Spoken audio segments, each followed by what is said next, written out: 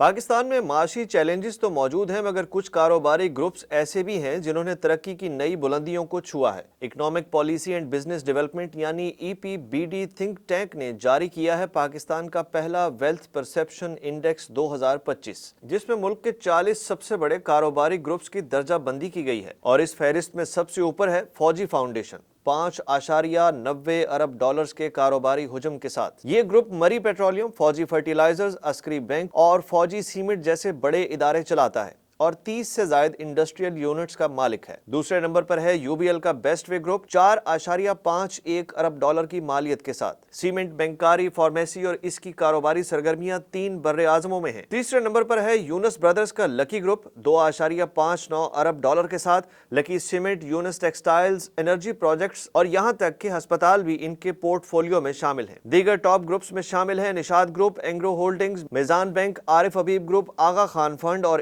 HBL، اٹک group اور British American tobacco Pakistan. ان کے علاوہ تھنک ٹینک نے درجنوں اور نمایاں گروپس کو بھی ارب پتی بزنسز میں شامل کیا ہے، جیسے Packages, Fatima group, Master group, Beacon House, Sapphire, Lake City, Jang group اور پارک ویو سٹی کا ویژن گروپ۔ معاشی ماہرین کے مطابق دلچسپ بات یہ ہے کہ ان میں سے زیادہ تر گروپس نے بغیر کسی سرکاری سبسڈی یا مالی سہولت کے ترقی کی ہے، سوائے فوجی فاؤنڈیشن کے جسے مکمل ٹیکس استثناء حاصل ہے۔